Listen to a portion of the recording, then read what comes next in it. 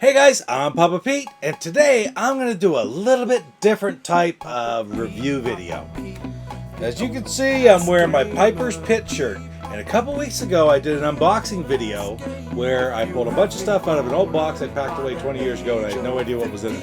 And one of the things I pulled out was this old set of 1985 Topps WWF cards. I got a couple comments from that video saying, geez, we really like to see what's in the cards. So I thought I'd open them up, scan through them, just take a quick look. Anyway, guys, can't wait to see what's in here. Let's take a look. All right, so let's take a look. I already cut the piece of tape. These have been wrapped up for I don't know how long. I got them. I never opened them after I got them. So we'll see if we can get them out of here. And take a look at the cards that are in the set. This is a 1985, like I said before, top set. And it's really well packaged, nice and tight, with one of the wax pack covers in the middle. I don't know if we'll get about all in one stack or not. Trying hard not to damage them, because like I said, they're in there tight. This might be the way to go right here. Don't want to have any sneak previews though either. Nope, not going to get the... Here, pull it right back. There it is. Out of the case. Pretty cool. Remember that? I mean, I remember watching these guys. This is when WrestleMania started. It's like the very first year, 1985. See that right there? 1985 Titan Sports Topps chewing gum. Too bad there's no gum. I'd try it. All right. So, first card. Gotta love that. Hulk Hogan right on top. I'll slide this right over here. We'll put it right out of the screen. There we go. Just gonna move them over. Hulk Hogan. Who's next? The Iron Sheik. He is a... If you don't look at the Iron Sheik, if you don't follow the Iron Sheik on Twitter, check it out. He's hilarious. He's got an opinion on everything, and it's not always a normal opinion, but it is simply hilarious. Man, these are the guys I remember watching when I was a kid. Captain Lou Albano. Remember Captain Lou back in the day? Well, I really miss him. That's back when managers were huge. I mean, now they are really divas, but the managers were really important back then. Junkyard Dog. He was a real classic. Who did he fight? I remember WrestleMania 3, he fought Harley Race. Harley Race just passed away. Junkyard Dog. What was his name? Sylvester Ritter was his name. He died in a car accident. Oh, geez, got to be 15 years ago now. Really sad story, actually. I think he was going to his daughter's graduation or something like that. Mr. Wonderful Paul Orndorff, he still works with the company. He works, I don't know if he's actually still working with WWE or not, but he's still in the wrestling business as a trainer and has been for a long time. Still, he has worked for WCW a lot, and then I believe WWE after that as well. Jimmy Superfly Snuka, of course, passed away a couple years ago. A lot of controversy there with the... him being charged right at the end of it with the murder of, what's her name, Nancy Agostina or something like that back in, right around this time, unfortunately. But, we'll never know the final outcome of that story. And, I don't know. I just don't know where to go. There is a classic card. Rowdy Roddy Piper. That is beautiful. Let's bring that right up there a little bit closer. Oh, yeah. That's ideal. What a perfect shot of him, too. There was nobody more talented that would just piss everybody off than Rowdy Roddy. And Wendy Richter, who was the big women's champion at the time. Remember her? She didn't stick around very long. She just disappeared for years, too, but she came back and put in the Hall of Fame not long ago. Greg the Hammer Valentine, he's still kicking around. I think he still wrestles once in a while. Not on WWE, of course, but he does it in the independents, and he still goes around, does a lot of signings and such. Brutus Beefcake, of course, this is before the Barber days. It's just Brutus Beefcake at the time. He teamed with the Hammer in what was it called, the Dream Team with Johnny Valiant. Anyway, really cool. Ed Leslie, friggin' Hulk Hogan's buddy, just followed him around everywhere. Nobody had more different gimmicks than Ed Leslie, Brutus the Barber Beefcake. Jesse the Body Ventura. Another man who's got an opinion on absolutely everything, but I really do like Jesse. You watch some of his conspiracy theories. I love listening to him when he's on Howard Stern. Of course, he was talking way back when, after he's governor of Minnesota, he was going to run for president and put Harold on the ballot. Put Howard on the ballot as his vice president.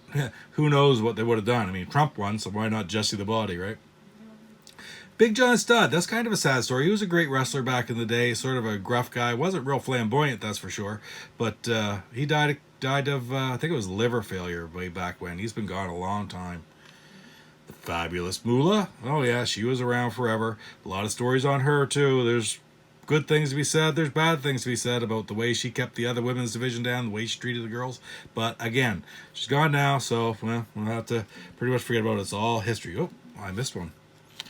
Tito Santana, or as Jesse the Body used to call him, Chico. And there he is with the Intercontinental title. Remember that? That was way, way back when. It seemed to me Chico won it from, Greg the Hammer, I think. Anyway, pretty neat. Another buddy who was friggin' Hillbilly Jim was another Hulk Hogan of Hulk Hogan's cronies back in the day. Speaking of Hogan, geez, he's got a second card in here. What's the number on that one? Oh, that's the Federation Championship belt. I don't know what the difference is between that card and the other one, but kind of neat. And Mr. Fuji, people remember him as a manager, but he was a wrestler back in the day, so it's pretty neat. Rotondo and Windham, they were the tag team champs back at WrestleMania 1. They lost to the Iron Sheik and Nikolai Volkov, I think. But man, yeah, they were just good old boys and good old American boys. And Rotondo went on to become IRS, which was really kind of neat. Moondog Spot, that what a neat card. He's quite a character. There's the Moondogs, a couple different groups, but I really don't remember them a whole lot. I don't remember ever watching them too much. Next, Chief Jay Strongbow. Now, I can remember seeing him when I was just a young kid in Bangor, Maine. I was probably 10 years old, maybe. And he was, what was his name? Joe Scarpa. He was with the company for many, many years. Almost right up until his death there about 3 years ago. Different roles backstage and such, but really important guy in WWF under Vince McMahon Jr. George the Animal Steel, man, he was classic. His going after Elizabeth, it was just something else. He just put on a good show, and the thing was, he was a high school teacher. He was a high school principal otherwise. Very intelligent man, very well-spoken man, but he's just amazing at playing that character. Greg the Hammer, let go of my toe. Okay, just some moves in this one. Okay, who's that? That's Big John Studd. It might be Ken Patera under him. I'm not sure on that one. Scalp him. Okay, that's a little, might be a little controversial this day and age, but it's Mr. Fuji and Junkyard Dog. The ladies, Wendy Richter and the Fabulous Moolah going for the midsection. Right on.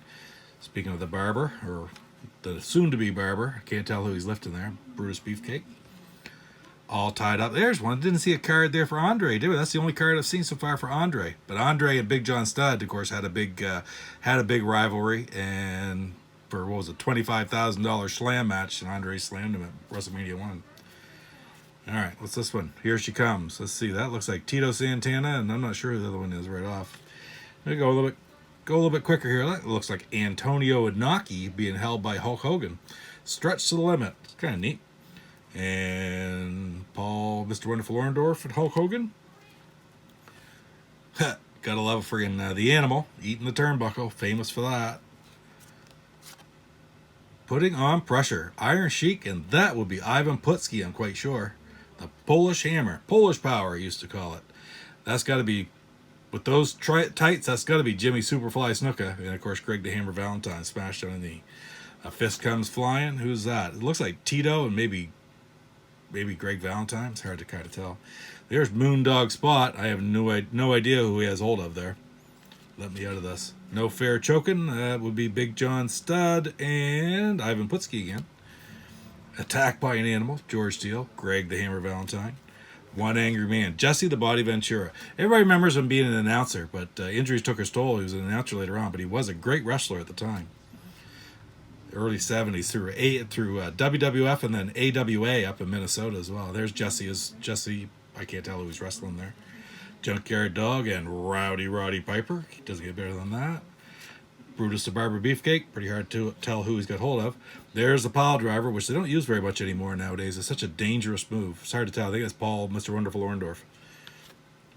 Yeah, Mr. Fuji always was quite a nasty looking fella. He died a couple years ago too. Of course, he wrestled for years and years and years, and then was manager for just about as many.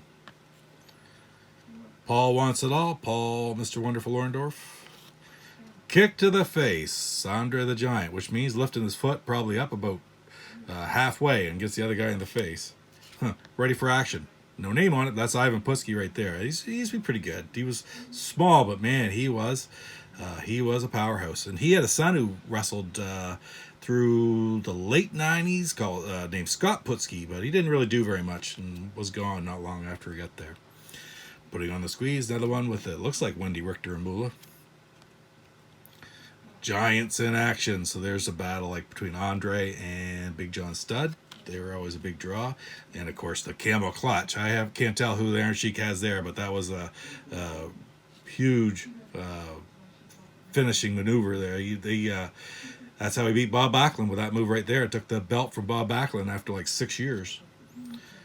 And pile up. Yeah, they're all. Andre used to fight. He used to watch him fight. He'd fight 3 or 4 at a time like that and always beat them up. I can't tell. Oh, do you know who that is? It's the Iron Sheik, obviously, but that is Rocky Johnson, The Rock's dad, right there. Can't get away. So that's kind of neat. No card there for Rocky Johnson, but he is in one of the action cards. I can't tell who this is. I don't know if this was in different context. It might be a little obscene. I don't know. All right, that was Jimmy Superfly Snuka jumping off of Andre's shoulders. I guess that's just like jumping off the top of the cage. The famous match that Mick Foley saw way back when he jumped on. I can't remember who it was he jumped on. Crusher and the Crusher. Junkyard Dog working in the junkyard. Fury of the Animal. Well, that's pretty cool. That shows George was really well known for his green tongue. So you can see that there. Wrong kind of music. Okay, we got Hulk Hogan. Whatever. Punching through the ghetto blaster. Okay. Who's your next challenger? Anybody good enough to beat me, man? So these are just some filler cards. This dog has got a mean bite. There it is on Piper's Pit. Rocky Johnson. I don't think I'll ask that question again. Wise guy, have a fist sandwich. Yeah, okay. Rocky Johnson, neat to see him, though. You Hulkster fans, lift up my spirits. Yeah, okay, good enough. And this ain't my idea of holding hands. It's giving me blisters. All right, that's fine, too. You mean Freddie Blassie is a better dresser than me? I only remember Freddie Blassie was another manager who was amazing. Actually, here he is in the next card. Iron Sheik and classy Freddie Blassie.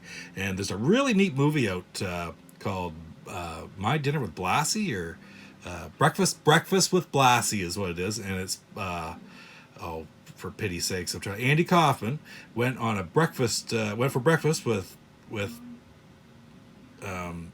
Freddie Blassie, and it's just such an amazing movie because it's just their conversation sitting around the table. And you want to talk about two characters, it's really something to see. My Breakfast with Blassie. It's the Rock and Wrestling Connection, so there's Wendy Richter. Is this the last one? No, a couple more. With George Animal Steel, I think he says he's hungry. Yeah, he was a bad guy for quite a while, and then he turned into a good guy right about this time, actually. And last but not least, They Took My Reindeer, Captain Lou Albano, in a Santa suit. Superstar speak. Well, guys, I hope you like looking at all those old cards. 33, 34 years old those cards are now. I really enjoy going through all the things like that from back in that area. So many memories. I remember the cartoonish nature of the WWF back at the time. Wrestling, professional wrestling, and especially the WWF, WWE has morphed so much over time. Is it better now than it was then? Is it worse? I don't know, but I'll tell you this. It's different. Still love it. Still like it today. And I loved it back then.